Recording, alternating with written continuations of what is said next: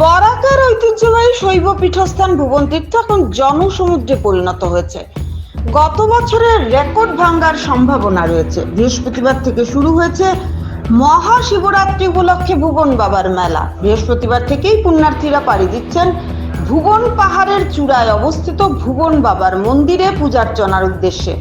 মতিনগর ভুবননগর হয়ে পুণ্যার্থীদের যাত্রা শুরু চলছে, তবে আমরাঘাট কৃষ্ণপুর হয়ে বেশিরভাগ পুণ্যার্থীকে যেতে দেখা যাচ্ছে।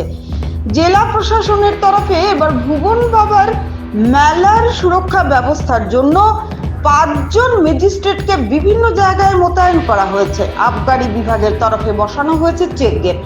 সব মিলিয়ে এবছর কড়া নিরাপত্তা ব্যবস্থা গ্রহণ করা হয়েছে। বিভিন্ন জায়গায় পুলিশ ও আধা সামরিক বাহিনীর টহলদারি চলছে। পাহাড়ের উপরে নতুন শিব মন্দিরের দায়িত্বে রয়েছেন এক্সিকিউটিভ ম্যাজিস্ট্রেট প্রবীণ কুমার মাহাতো এবং ফুল্লালঙ্গির চারে। মতিনগর ভুবনের পাদদেশের দায়িত্বে রয়েছেন এক্সিকিউটিভ ম্যাজিস্ট্রেট হোসেন মোহাম্মদ মুবিন। কৃষ্ণপুরের দায়িত্বে রয়েছেন এক্সিকিউটিভ ম্যাজিস্ট্রেট আরিফ আহমেদ চৌধুরী। সম্পূর্ণ এলাকা নিরাপত্তার দায়িত্বে রয়েছেন সোনাই সার্কেল অফিসার তথা এক্সিকিউটিভ ম্যাজিস্ট্রেট মারিয়া তানিম। জানা গেছে এবছর নতুন ও পুরনো ভুবনে পাড়ি দেওয়ার রাস্তায় কিছু অংশ পর্যন্ত আলোর ব্যবস্থা করা হয়েছে। প্রশাসনের তরফে রাস্তার বিভিন্ন স্থানে স্টল বসিয়ে পানীয় জলেরও ব্যবস্থা করা হয়েছে। তাছাড়া সোনাই, ধলাই ও লক্ষ্মীপুরের বিধায়কদের তরফ থেকেও যাত্রীদের জন্য পানীয় জলের ব্যবস্থা করা হয়েছে। এদিকে যাত্রীদের সুবিধার জন্য স্বাস্থ্য পরিষেবা প্রদান করার ব্যবস্থা রয়েছে।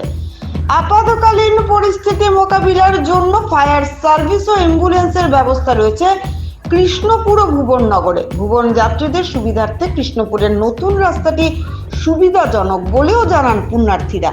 শুক্রবার ভক্তদের উপস্থিতি গত বছরের রেকর্ডকে ছাড়িয়ে গেছে বলে জানান স্থানীয়রা।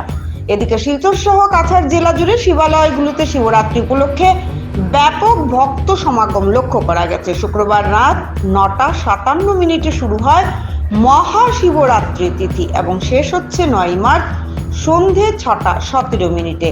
তাই শুক্রবার রাতেই শিব মন্দিরগুলোতে পুণ্যার্থীদের দীর্ঘ লাইন পড়ে।